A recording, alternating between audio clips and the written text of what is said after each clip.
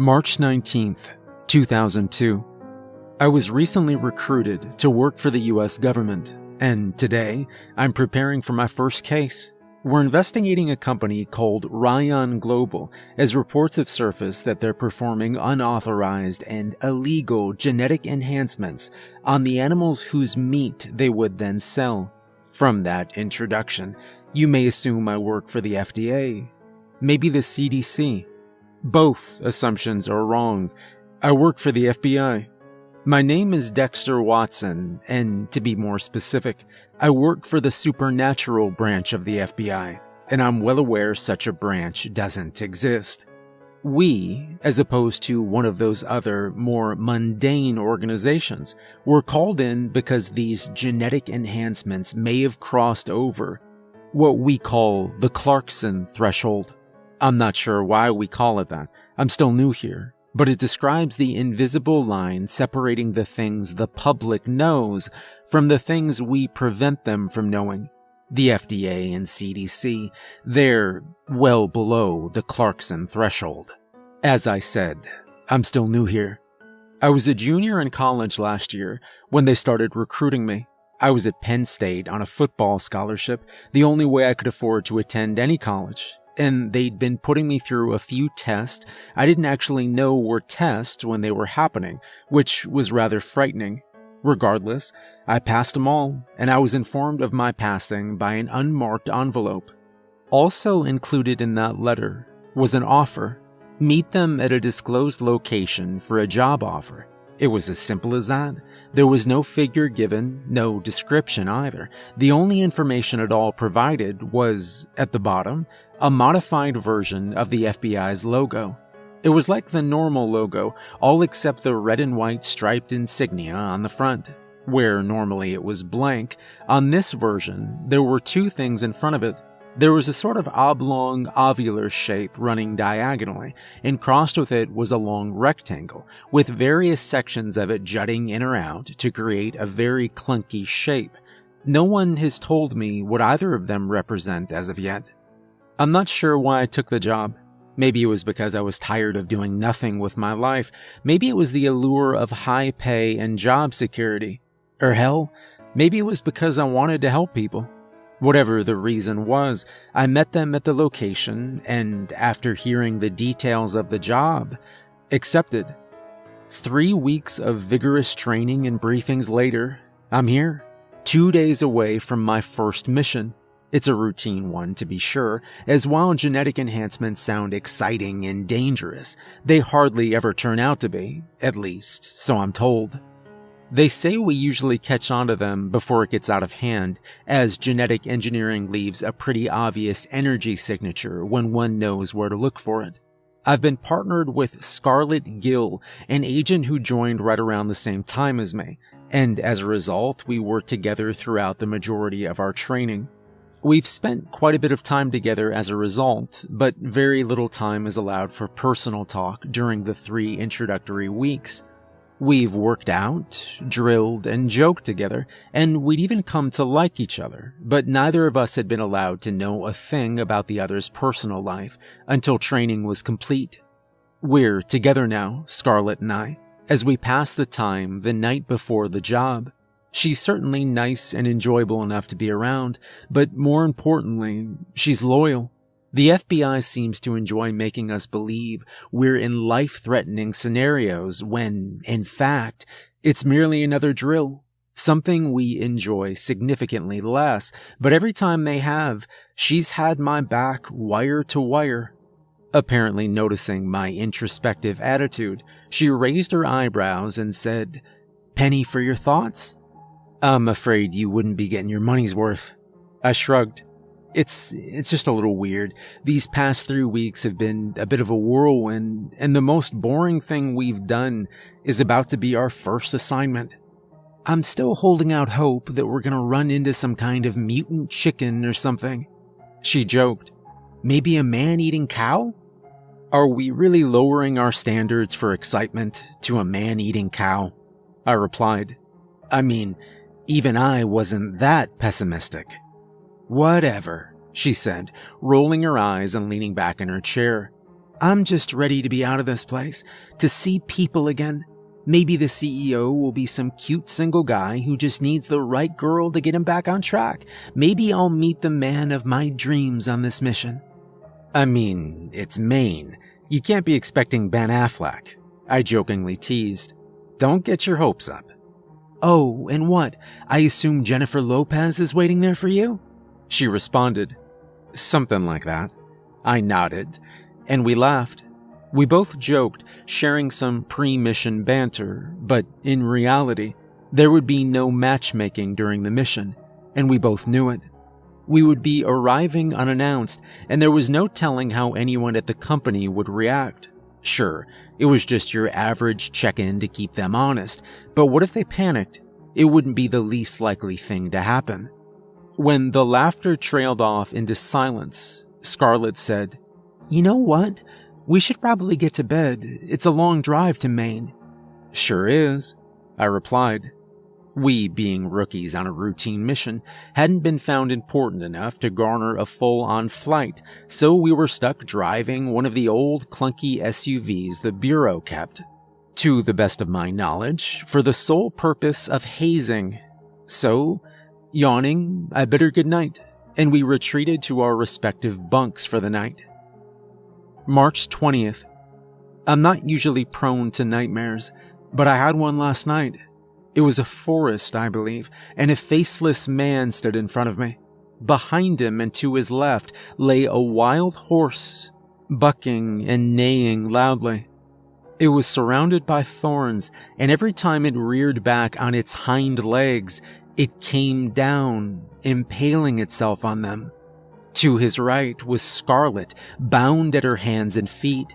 I didn't know what was going on. I tried to ask him, but I found that I was frozen in place, unable to move or do anything, as the faceless man looked down at me, tauntingly. I woke in a cold sweat an hour before my alarm was set to go off, so I quietly showered, got dressed, and walked outside, allowing the brisk morning air to fill my lungs. It was always calming being out this early. It put it all in perspective. The assignment was just an assignment. The dream was just a dream.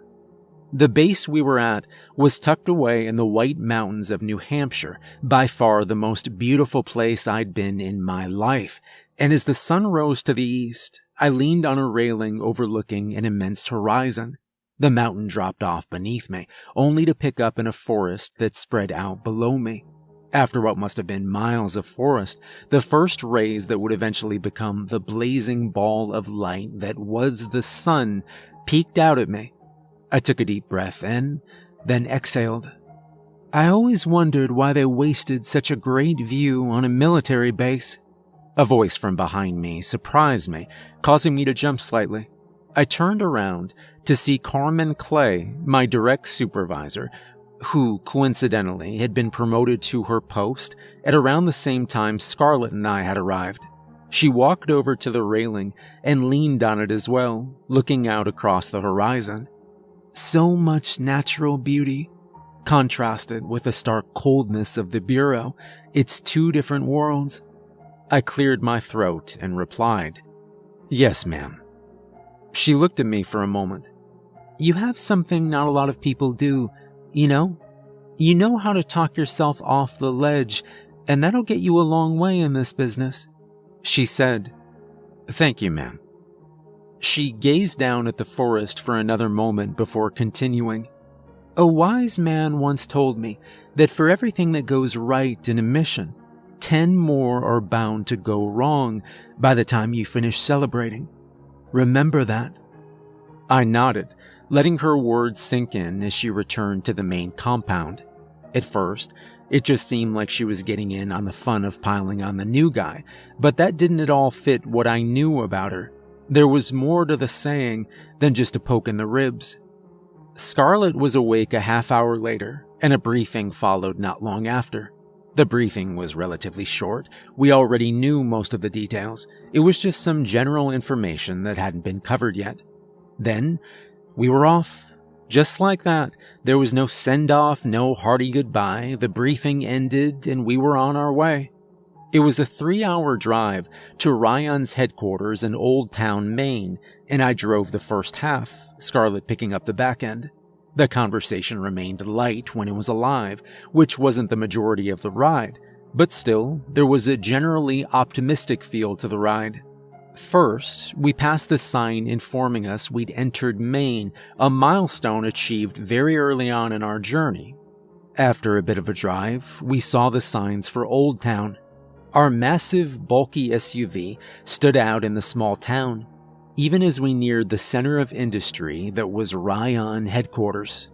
All the vehicles up here were small, either tiny sedans or, for the more wealthy drivers, little convertibles or sports cars.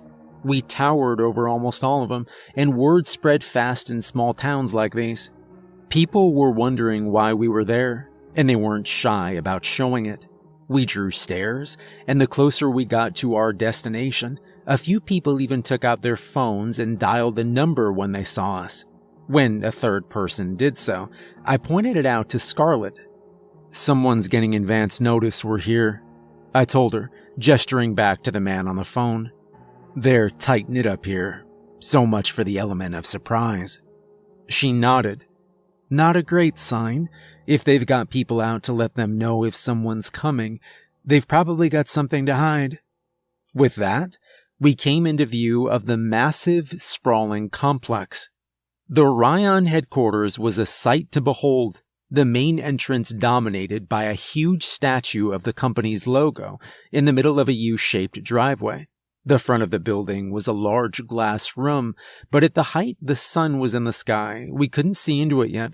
The glass rose up to more than 2 stories high, then dipped back down before turning into cement and rising up into offices on the higher levels. It was only 6 stories high, but its size came in its width. We just reached the far edge of the building, and we still had nearly a quarter mile to go to reach the entrance in the middle of it. The headquarters seemed big enough to be its own city. "Why would anyone need this much space?" Scarlett murmured, echoing my thoughts. As she approached the driveway, she asked, "Do we just park in there? I don't see a lot or anything." "We've got government plates. It's not like we're going to get towed. But that's definitely weird." I concurred, and she pulled into the driveway behind the fountain, parking the car in front of the front doors. There was a surprising lack of activity, I noticed, as we approached the glass doors. Ours was the only car in the long driveway, and we appeared to be the only people making our way into the building. And, as we entered, we saw that it was empty as well, save for a receptionist at the desk. I glanced curiously at Scarlett, as no greeting came from her, and we slowly let the door close behind us. "Hello, ma'am?" Scarlett called out, her voice echoing around the silent lobby. "We're here with the FBI. We'd like to take a look around." There was no response. It was a large lobby, and it took us some time to get closer after several more unsuccessful attempts at communication. Our footsteps on the tile filled the otherwise empty room as we made our way towards the desk, and then, as details became more clear, it was obvious that something was off. The receptionist had a blank look on her face, so she wasn't asleep. Yet still she didn't reply. We hadn't noticed until we got far enough away from the windows that the natural light failed to reach us, but the lights were out. We both felt the oddness of the situation, and out of the corner of my eye, I saw Scarlett's hand drift over to the butt of her pistol, prepared to draw it at a moment's notice. I did the same. When we arrived at the desk, she still hadn't reacted to us, or even moved. Something was definitely wrong. Wordlessly, I waved my hand in front of her eyes for a moment. Nothing. Then, I held the back of my hand in front of her nose. I glanced up at Scarlett. "Nothing," I said. "She's dead." "Dead?" she asked, surprised. "What the hell? Why is she still at the desk?" "Maybe she had a condition?" I guessed. "Call it in. I'll check for a bracelet or something." She nodded and retreated a few steps back to report it back to our superiors, and I made my way around the desk. There was no indicator anywhere to show that she had some sort of medical condition, but it wasn't long before I did find the cause of death. When I tilted her body forwards, a bullet wound slowly oozed out blood.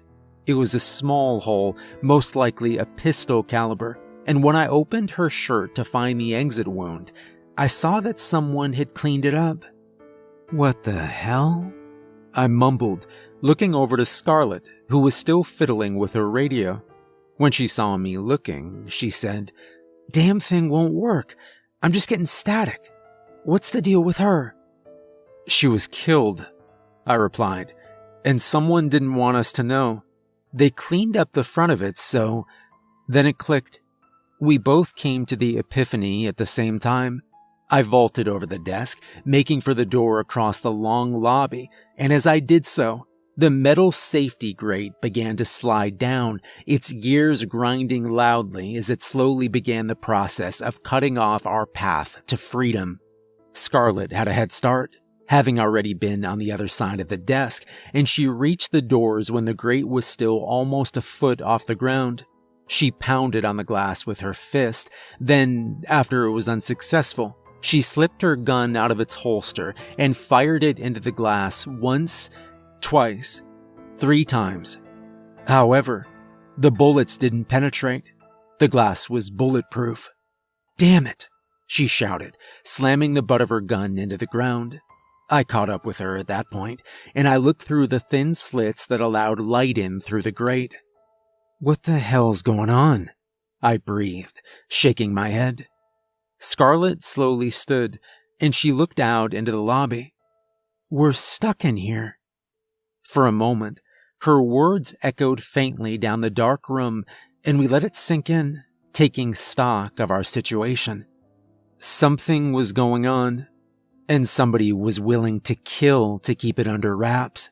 Whoever it was very wealthy and intelligent. They'd not only known to jam radio frequencies, but had the means of doing it, and they were either in a position of power at the company or commanded enough respect to lead enough followers to establish this lockdown.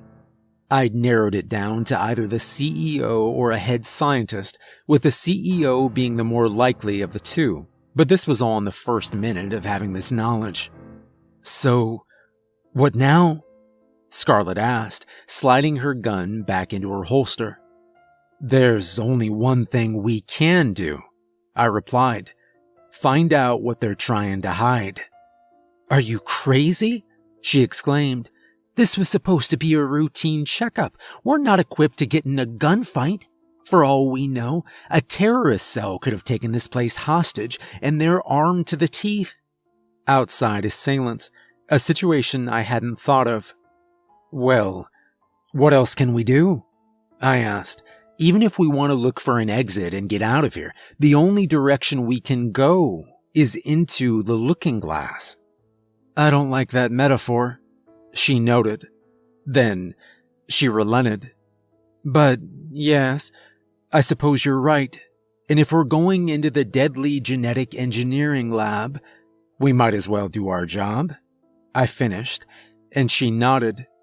"So much for Ben Affleck and Jennifer Lopez," she muttered as we began the walk to the hallway that would take us to the rest of the building.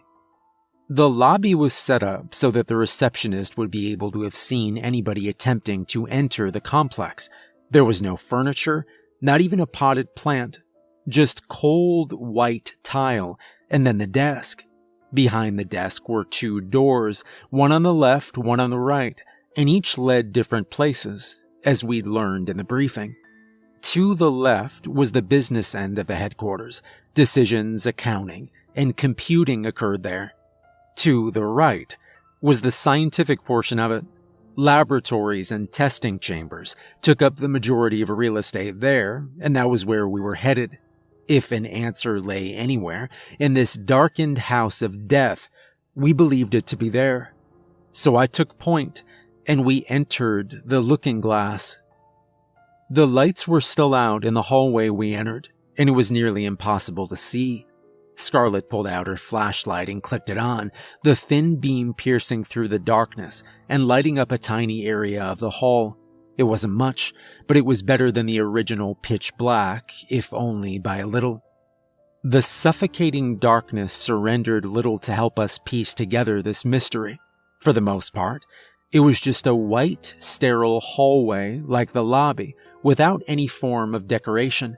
Every so often we'd see something off, like a dark smear on a wall, or a fluorescent light casing that had been torn out of its original shell and smashed on the ground, but for the most part during the first hallway, there was nothing.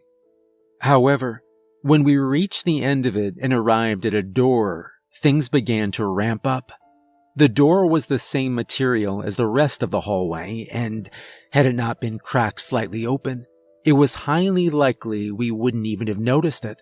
Upon closer inspection, I saw that there was a thumbprint scanner to the right of it, and it must have utilized electronic locks, which would have gone out whenever the power did.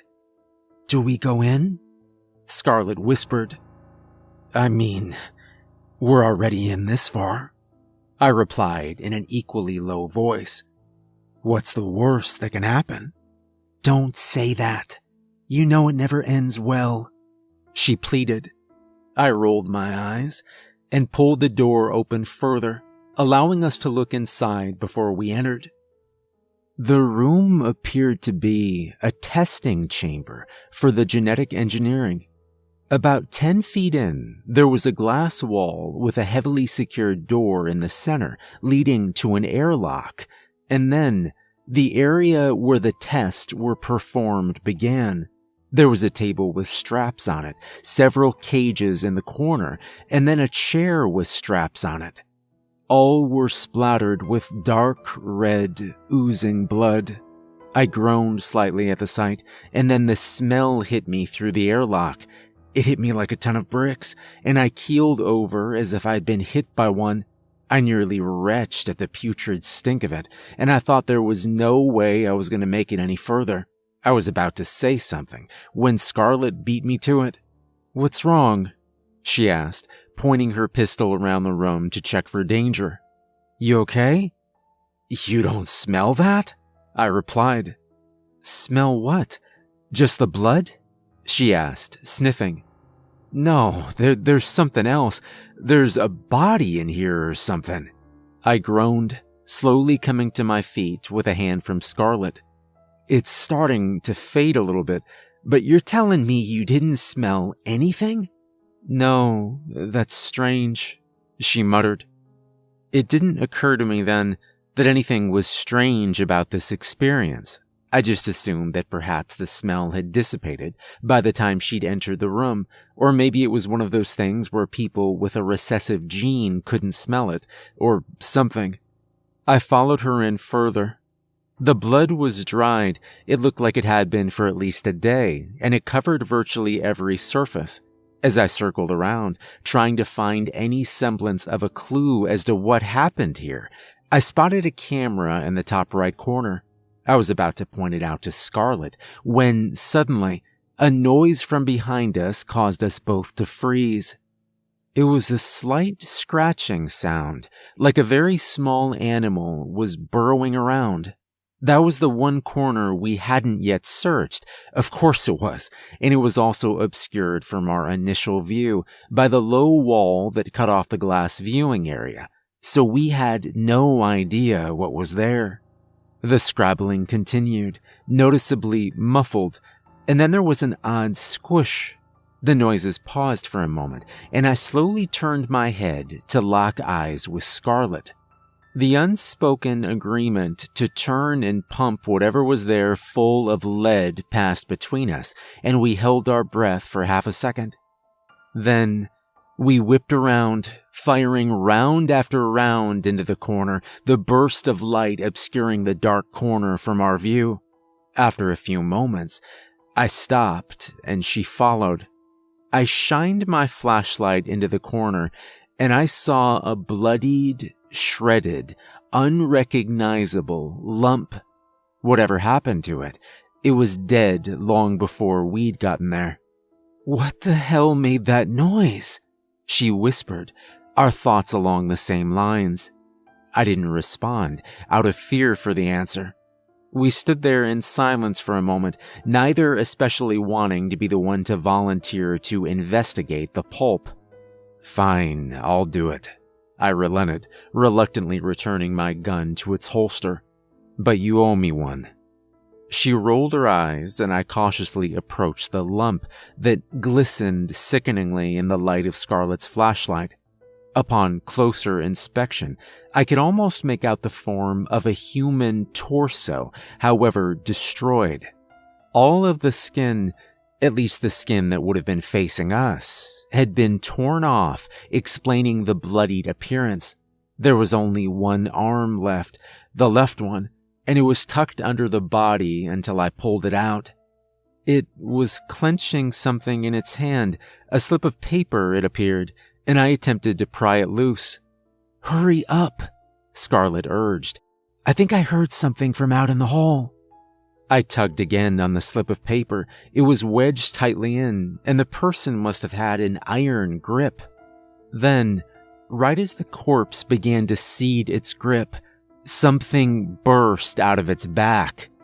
It was a flurry of claws, teeth, and a tail, and I stumbled backwards, crying out as the thing leapt out at me. "What is it?" Scarlett exclaimed, her attention having been focused on the entrance to the hallway.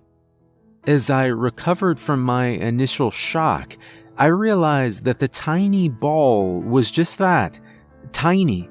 It looked like a rat, a decently sized one for sure, but there was something wrong with it.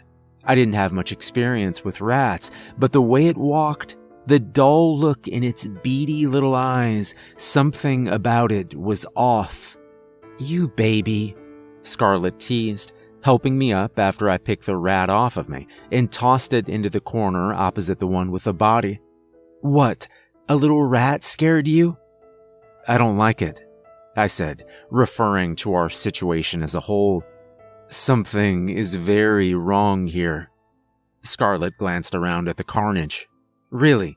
You have a team of monkeys working around the clock on that one?" "That rat.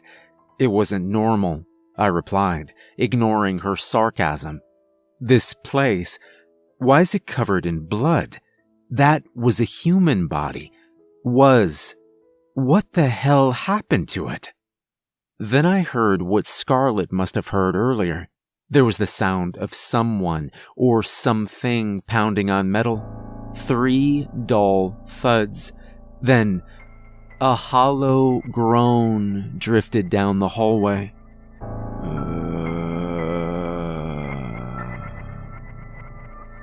"Is that?" I whispered, trailing off. "Yeah," she returned in an equally low tone. "Whatever it is, it's in between us and the exit." Wordlessly, I drew my gun once more, nodded at the door, and we cautiously crept back towards the hallway, out of the testing chamber. As we left, the rat scurried off behind us, slightly startling me. And with that, we set off. The unspoken agreement between us was that if whatever had made that sound earlier decided to do so again, we would investigate. Chances are, we'd be spending an undesirable amount of time with it anyway in the coming days, I figured, so why not get acquainted early? I obviously wasn't keen on meeting the thing. I only wanted to do it if the opportunity arose, but I was hoping internally that it wouldn't. However, as it often was, my hope was unfounded. Before we'd even reached the hallway point, a terrifying shriek came from the door we'd just passed. Then, before we could even react, something slammed into the glass porthole at the top of the door. I jumped back, training my pistol on that 1/8-inch circle of glass as whatever it was dragged across the clear surface, smearing what looked like blood across it. I held a finger to my lips as Scarlett glanced at me, and she nodded. There was no movement for a while, so I slowly approached the door and reached for the knob when whatever was behind the door roared, and then it slammed its head into the window. I must have jumped a mile at that, and I quickly tried to regain my wits, aiming my gun back at the small viewport into the room. What I saw was disturbing, to say the least. Though it was pressed up against the glass and slightly distorted from it, I could tell it was a human, or at least it had been human at some point. It had stringy black hair that was matted down with blood that streaked across the glass as the creature pressed harder and harder against it, trying to break through. Its skin was a human shade, but it was stretched and waxy, looking as if it could be torn apart like paper. And then its eyes.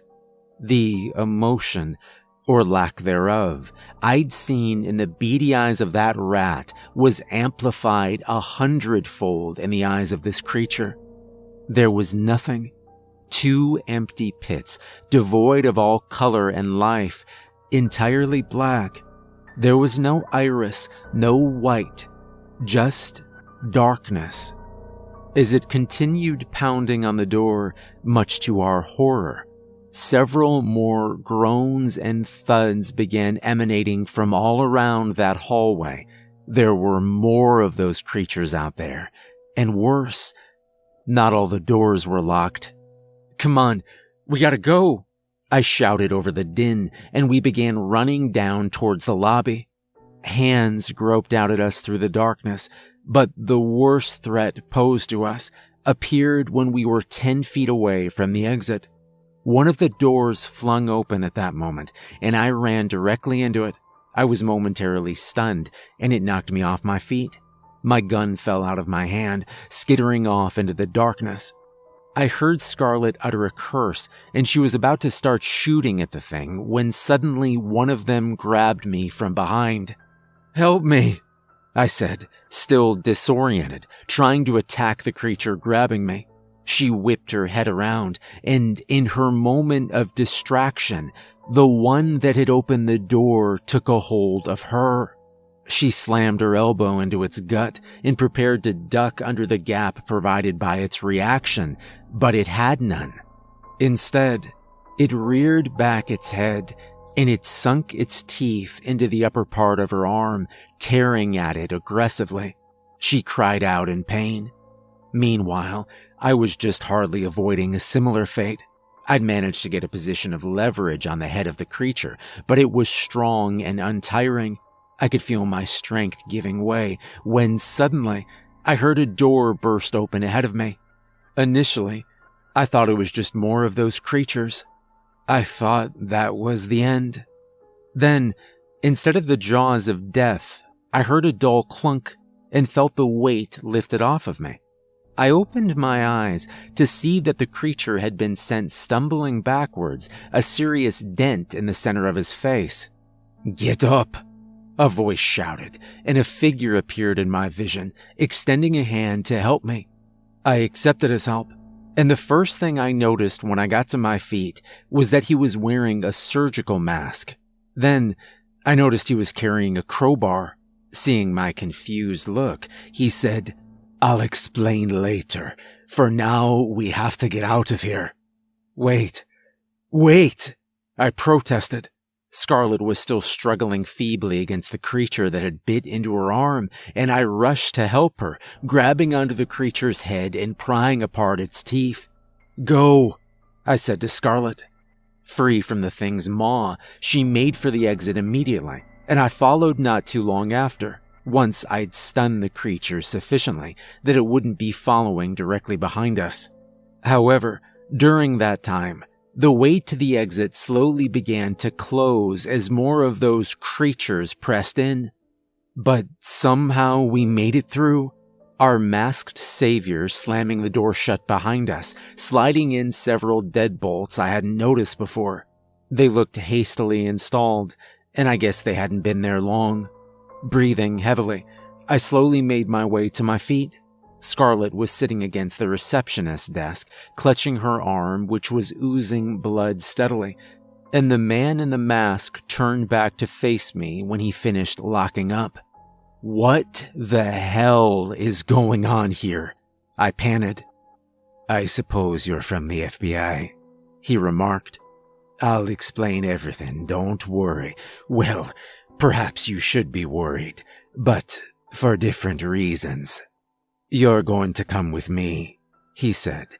"I could explain everything here, but trust me, it'll be easier if we can get to everyone else." The walk to the rooms they'd established as their base was a strange one.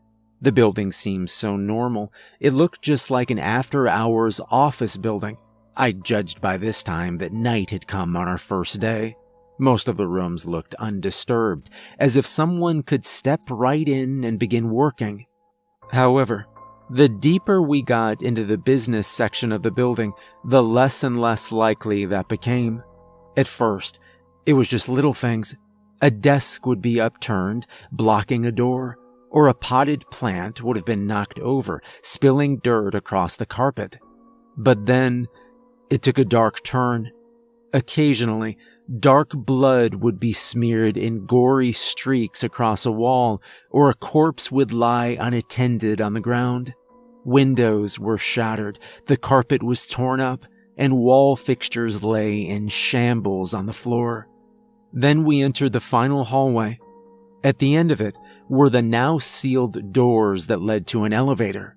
From the blueprints I'd studied, I knew it led to the higher corporate offices. But we didn't go that way, instead entering the conference room in the middle of the hallway on the left-hand side.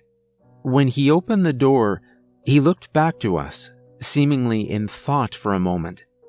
"You two had better wait out here, just a precaution. Don't worry, they've never made it this far. I'll come and get you in just a minute." I helped Scarlett sit down, and then slid to the floor myself, but not before taking a peek into the conference room. It was a dismal sight to behold. There were about 20 people there, all in various stages of grief or despair. Some huddled in groups, others sat alone, and still others sat at the tables, tending to 4 wounded people who lay bleeding out on the large conference room tables. Some of the people wore surgical masks, though some didn't. The man who'd saved us was in deep conversation with 3 or 4 others, standing close to the entrance. I glanced over at Scarlett and saw through the darkness that a tear was rolling down her cheek. I thought better of making small talk, and we waited in silence. Then, she was the one to break it. "We're in over our head," she said. "We have to find a way to contact someone. They have to come find a solution to this." "We'll talk to this guy," I replied. "But we gotta keep our wits with us. We knew this was a possibility. Well, not this, but something of this magnitude. We're prepared. We can handle this." "What makes you think that?" she asked.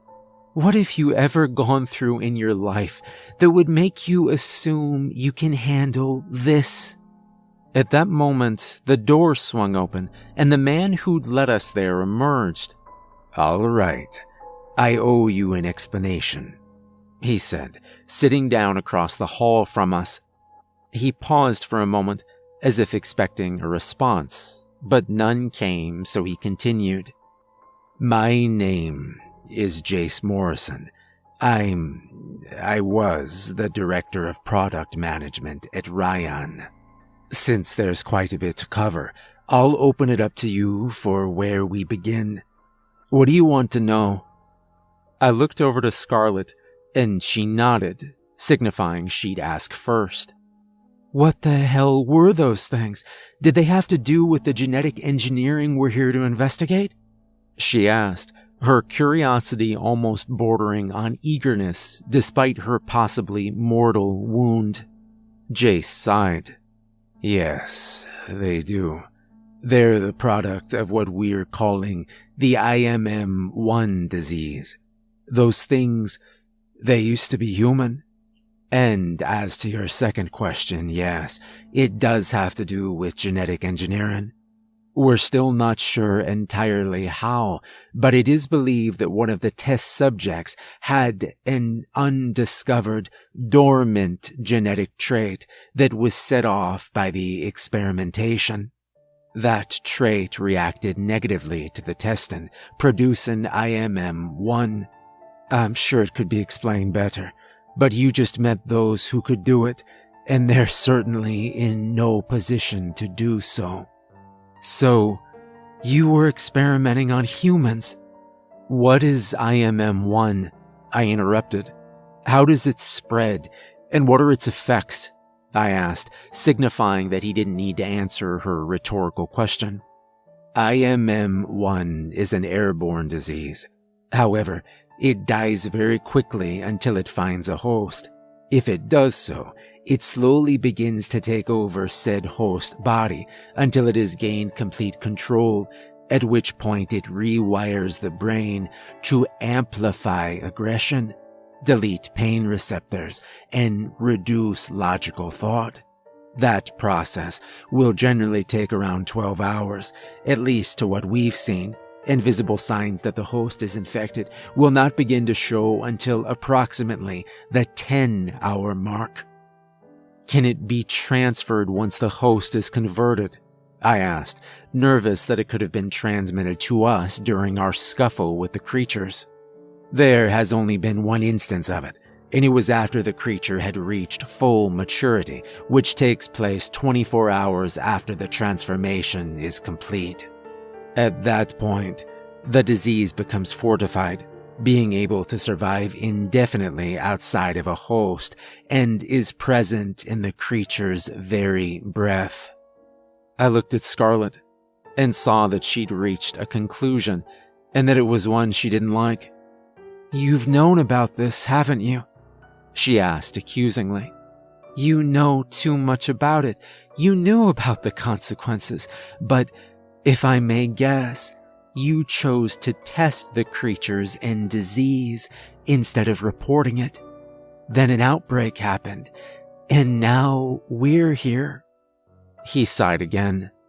"Yes, but I assure you, the decision was entirely Mr. Ryan's himself. Let me explain. I'm sure you're also curious about the radio blackout, security gate, and the unfortunate death of Miss Naomi West, the receptionist. That was all the result of our paranoid CEO, Andrew Ryan. He was the one that ordered the genetic experimentation in the first place, and when he did so, he installed several measures that would ensure the headquarters could become entirely self-sustained if that event did occur.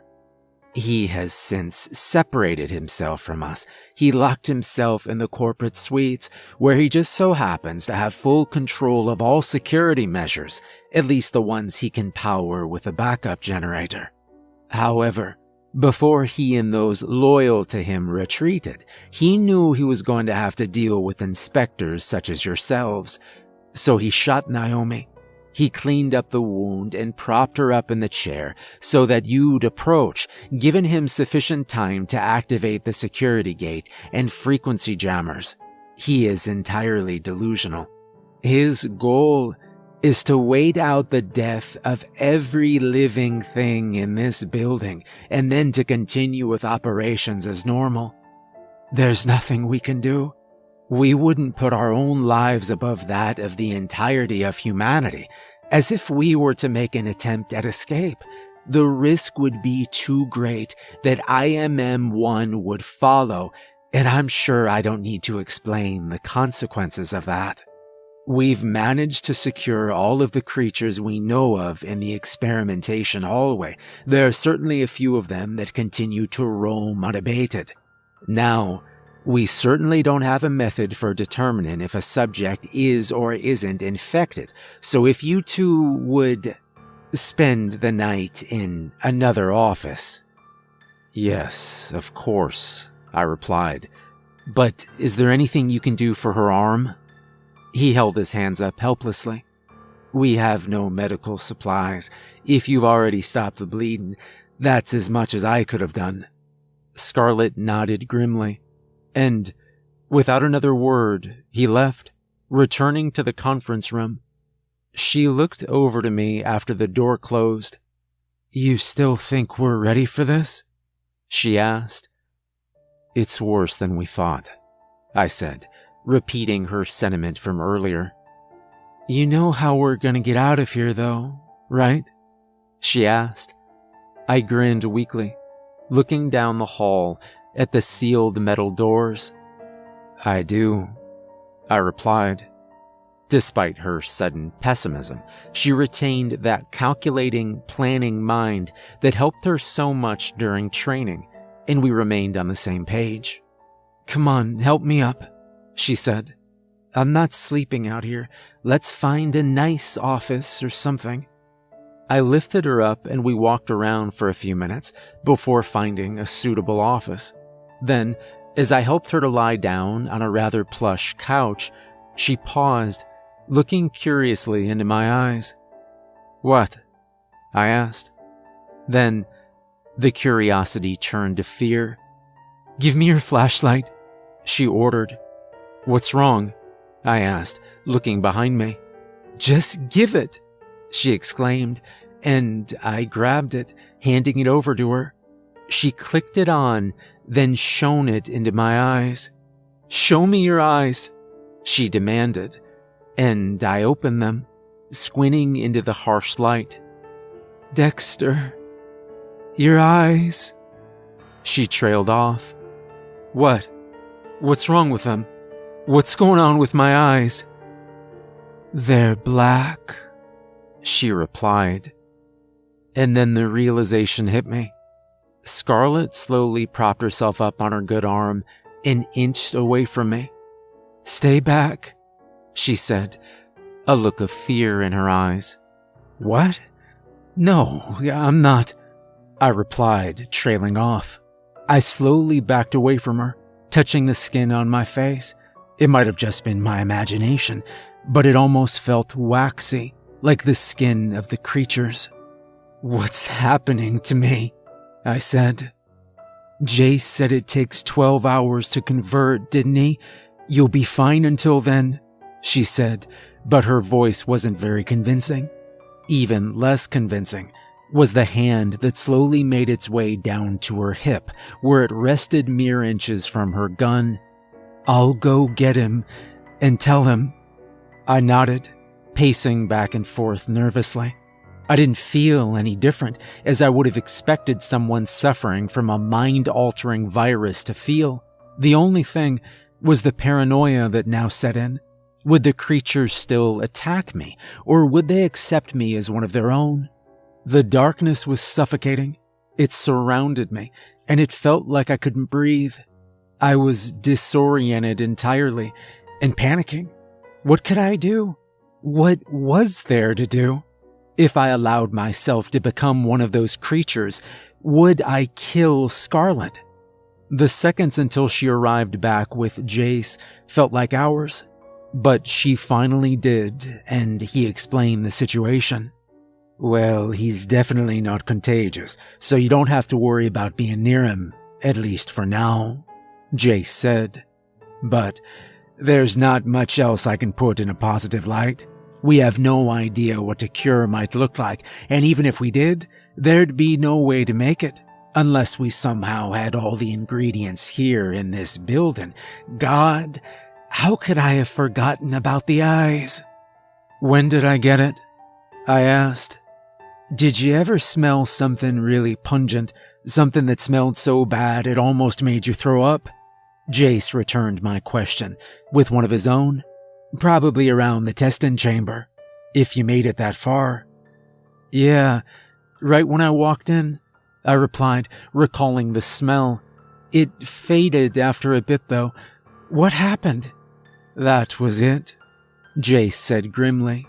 "The virus has a distinct smell, and once you smell it, there's some time to escape. But if you adjust to the smell, by that time, it'll already have gotten inside you." "So why didn't Scarlett get it?" I asked. "Did all of the virus go into me?" Jace glanced at Scarlett without saying anything for a moment. Then, He gasped. "Wait, did you smell it?" he asked. "No. Why?" she replied. "Thank you, Jesus," he exclaimed. "There's hope." "What? What is it?" "You're immune," he replied, grabbing her by the shoulders. "When the scientists were testing it, they of course accounted for immunity. They said something about how the scent of the virus is so impactful that an early sign of immunity might be an inability to sense it. That him getting affected and you not, it's highly likely that you have some form of immunity." "That's incredible," she said. "Can we use this to help Dexter?" Jace let out a long exhale. "There may be a way. It'll be hard, and if it were just you, I wouldn't do it." "That sounds harsh, sorry," he apologized. "But it involves us taking back the corporate offices, and that means getting out." "What's in the corporate offices?" I asked. "The head scientist. She actually wasn't with Ryan completely, but Ryan took her by force in the event that a scientist was needed. Her name is Julia Russell, and she had access to early tests of cures, none of them successful, but given the proper antibodies, I was told they may have worked." "So the antibodies might be in my blood," Scarlett clarified, and he nodded. "But we're against the clock. We have probably 8-9 hours before it's too late," said Jace. "The cure won't work once Dexter's already turned." "I don't suppose you have a plan, do you?" I asked, and for the first time, a smile crept across his face. "I was hoping you'd ask," he replied. March 21st. The plan was relatively simple in theory. Scarlett and I would crawl into the upper floors through the ceiling. Then I'd search for the scientist and she'd activate the elevator, allowing reinforcements to follow in case we met resistance. Once we had the scientist, he'd aid us with the serum, and after adding Scarlett's blood, I'd be cured. And then we could make contact with the FBI and hopefully make it out of this wretched place. We've spent the last half hour or so going over the floor plans, as blueprints of all the floors and the ventilation system were accessible from the offices we had access to. Now, we're just about ready to go. "How does it feel?" Scarlett asked as we sat in one of the offices. I don't know," I replied. "It's mostly normal, but sometimes I'll feel something inside of me. It might just be thinking about it too much, but it feels like it's rising up, and if I don't push it down, it'll take over." She nodded. I tried to relax about it all. I told myself I was on the verge of getting the cure, and not a lot could go wrong from that point on. Jace had told us that Ryan's pistol was the only weapon up there, and one man with a pistol would be no match for us. We'd been trained numerous times for this specific scenario, and knowing the exact floor plan certainly wouldn't hurt our cause. It was about 5 minutes before Jace came back once more. He knocked on the door as he entered and said, "We're ready when you are. You doing okay?" I knew the question was directed to me. Well, I haven't felt a hunger for human flesh yet. Other than that, I'm perfectly fine. I saw the corners of his mouth turn up in the darkness, and he said, "It's good to keep your humor. It helps retain humanity." "Well, you're good to go whenever. You know the way." And with that, he returned to wait with the team he'd selected to aid us in the mission. He wasn't one to mince words. He said what needed to be said, and nothing more. I'd only known him that day, and even I could tell that. I pushed myself off the table I'd been leaning against and said, "We might as well get going. No time like the present." "Agreed," Scarlett said, and we began the cumbersome process of entering the ventilation shaft above our head. A ladder had been produced from some supply closet, but the hardest part wasn't getting there. It was distributing my weight sufficiently. that I wouldn't collapse half the system simply by hanging for a moment too long. It took the two of us about 5 minutes to get up, but we did so without disaster, and then the doubly cumbersome process of slowly shuffling our way through the cramped metal space was underway. We'd memorized the directions to get where we needed to go, but there was still the possibility of missing a turn or forgetting a drop was ahead. So, we crawled in utter silence, focused entirely on the task at hand. The final trial we had to surmount before entering the upper floors was a difficult one, however. A 20-foot vertical shaft that we would have to climb using nothing but the force of friction.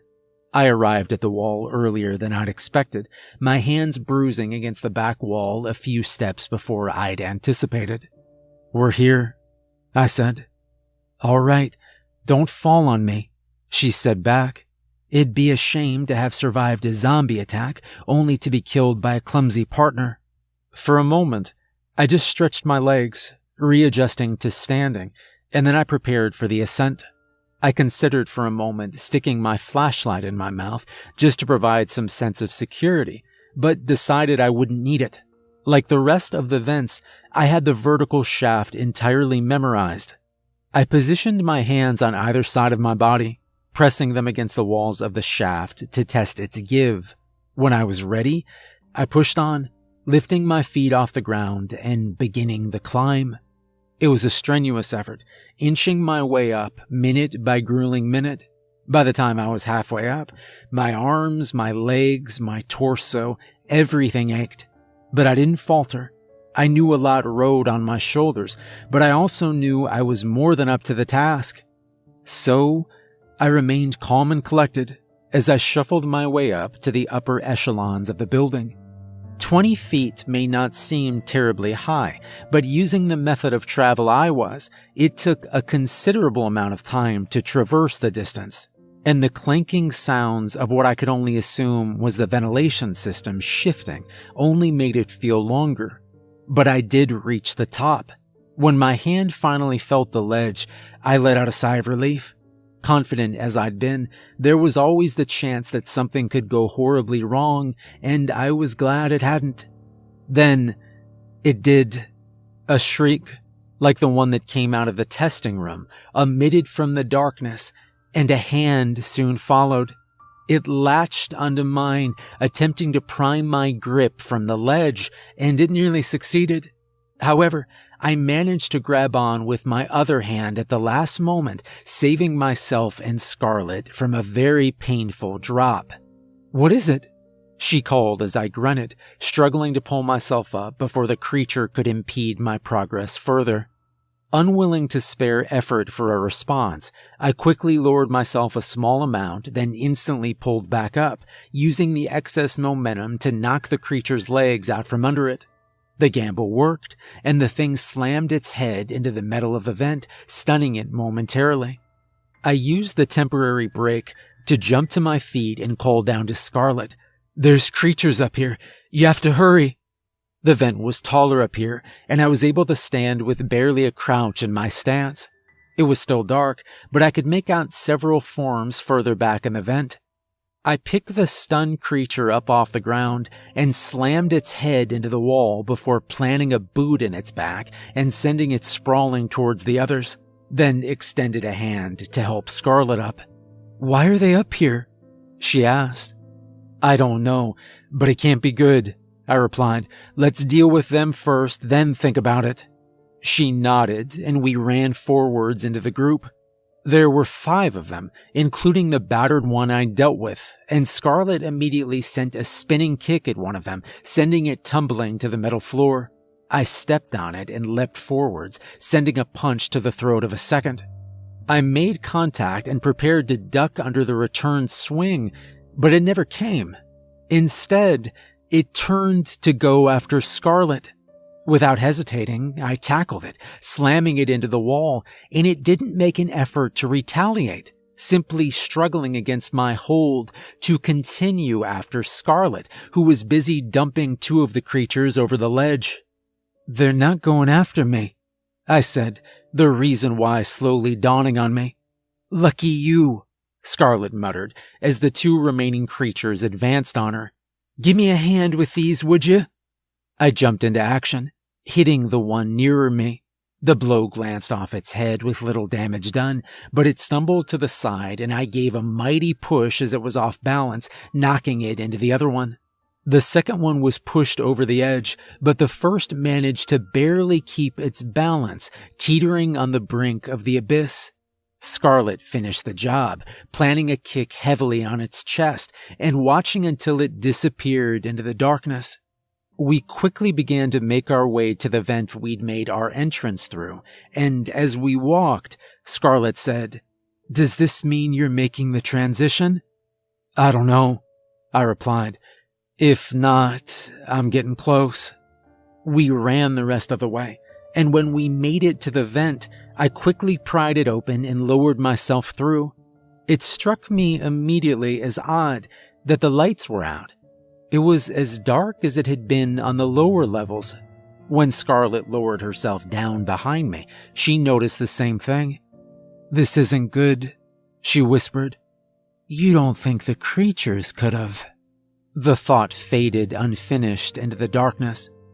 "Let's get this over with," she said. I began to wish I had some form of communication with her, or anyone to be honest, but it was impossible with the radio blockage. Before I could think twice about it though, she was gone, and I was alone in the dark hallway. I touched the wall to get my bearings and set off for the main office where Jace believed the scientist to be held. I walked quietly, willing to accept the delay to avoid a larger delay if someone or something heard me. Everything was empty. There wasn't a sign of life anywhere, nor were there signs of death that we'd seen downstairs. It was just empty. I hurried down the halls, unwilling to test fate after our experience in the vents, and after some time, I arrived at the innermost office, that of Andrew Ryan. The entrance was lavish, consisting of two massive wooden doors, a traditional entryway with very modern security, as what I assumed to be a retinal scanner to the right of the door evidenced.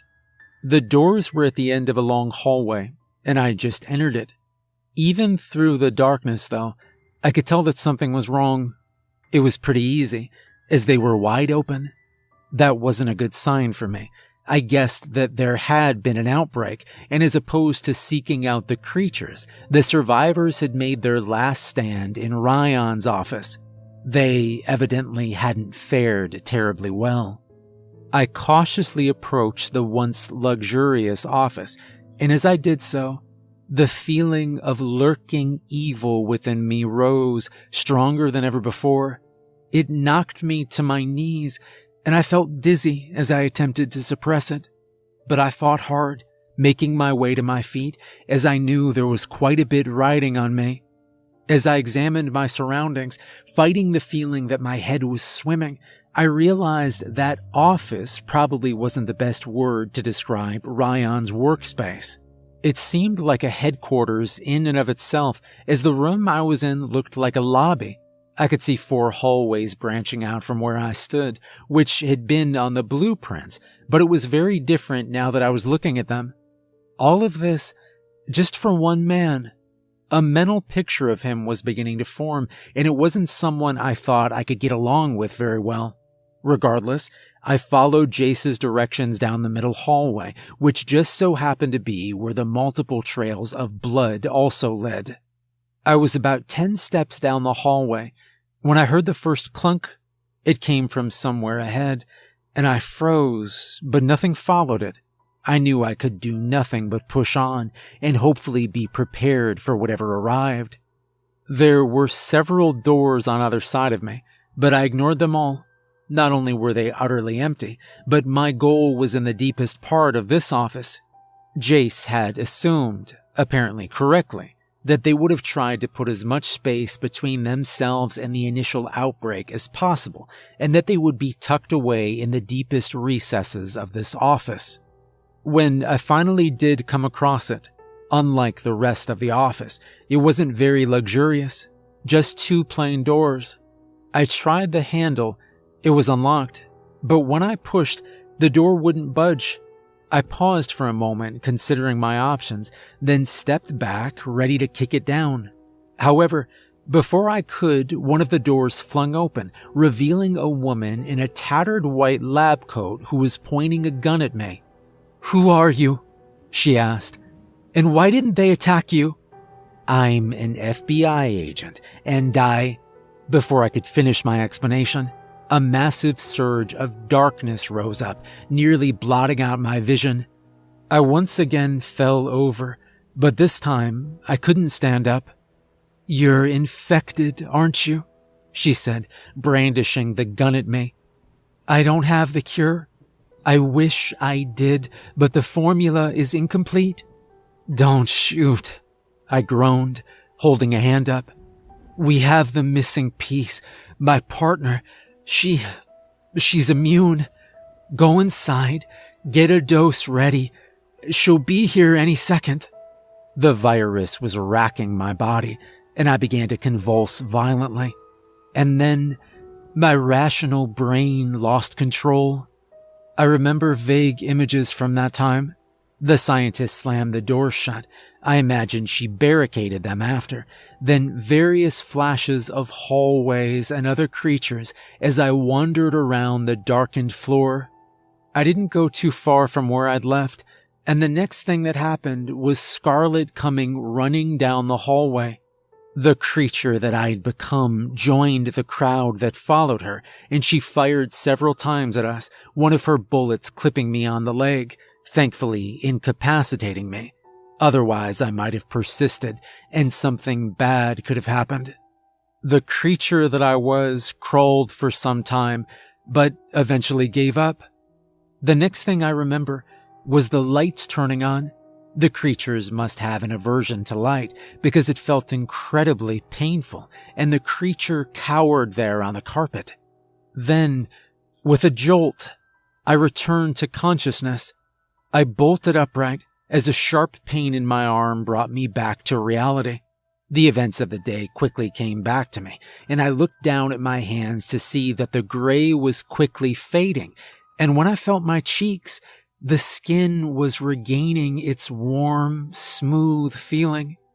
Then I looked around. Scarlet smiled, seeing the color return to my eyes, and she said, "It's over. We made it." Thank God. I was getting a little worried there for a moment. I groaned, and she laughed. "What the hell happened?" "They'd shut down the power," Scarlet began. "I couldn't activate the elevators, so I decided to come back for you, but when I got there, it was just Dr. Russell. She explained what had happened with you, so she took some of my blood and we had the cure ready.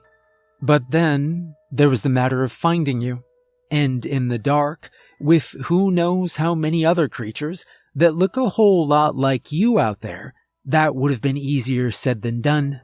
So we fought our way to the control room, turned on the power, and while we were at it, we disabled the frequency jammer and radioed for backup, and from there, it was just a matter of time before we found you." "All right. So what happened up here? Why were the creatures here?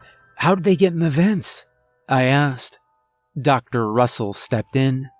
"The virus is airborne, something I tried to explain to Mr. Ryan, but he refused to acknowledge it. As soon as the first ventilation cycle started, it made its way from down there to up here, and several of them began to transform. I barricaded myself in the inner office with doses of the cure ready. I mean, I really didn't have much else to do other than wait, so that's what I did." "So where's Ryan now?" Scarlet asked. "He's gonna have a lot to answer for." "I don't know." Dr. Russell shrugged. "I haven't seen him since the outbreak up here began, so he most likely got infected and turned into one of these," she said, gesturing to the corpses either dead or cowering from the fluorescent lights. "I guess that's a fitting end," I said, "destroyed by the very thing he created." "So, how far out is backup?" I asked. "They'll be here any minute," Scarlett replied. Advanced teams are getting flown in, and it sounds like Clay is with one of them. Clay? What does she want? I asked. Don't let her hear you talking like that. She's still our superior, she warned. But my guess would be we're in line for a promotion. The thought was almost comforting.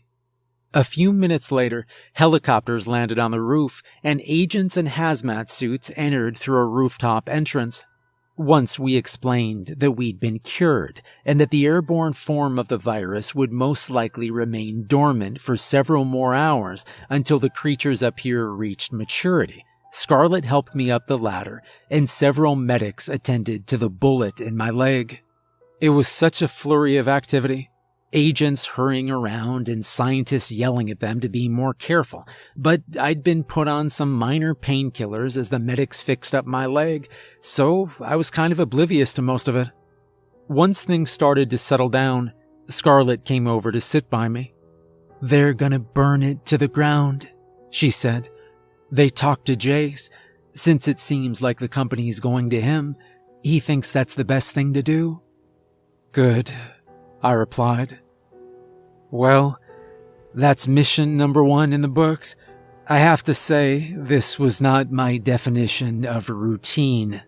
I might check out the benefits we get from that, she mused.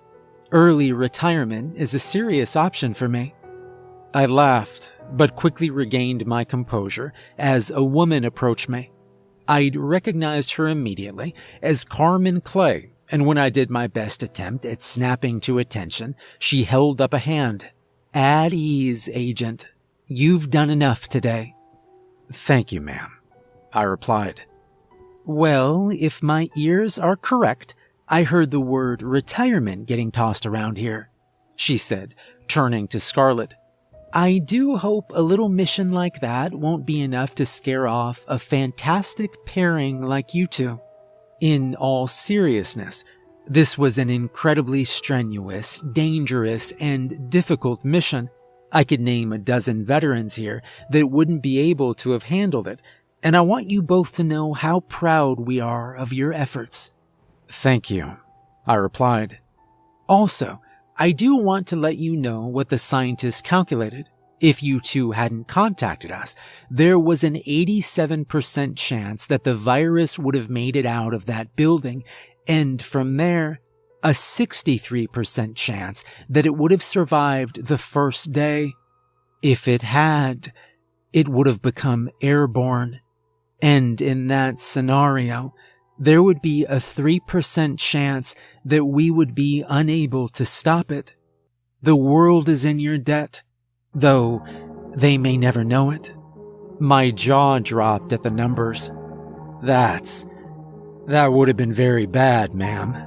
I'm glad we were able to do our job. So are we all, she replied. You too. You make an excellent pairing. You remind me a lot of myself and my former partner. I think you're going to have great careers with the Bureau. Well, you'd best be leaving now. I'm giving the both of you paid time off. Go somewhere nice. Enjoy yourselves. We assured her we would, and Scarlett helped me into an awaiting helicopter. As we flew off towards the nearby base, the sun was just beginning to rise to the east.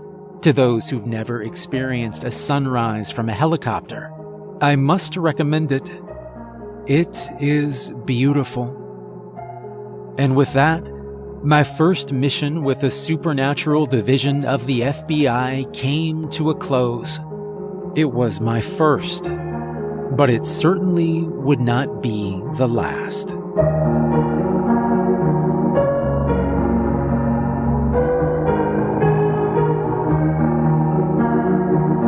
Hey everyone, remember to like and subscribe if you enjoyed the video, and a special thank you to the author Suspicious Nail for allowing me to narrate such a fun story.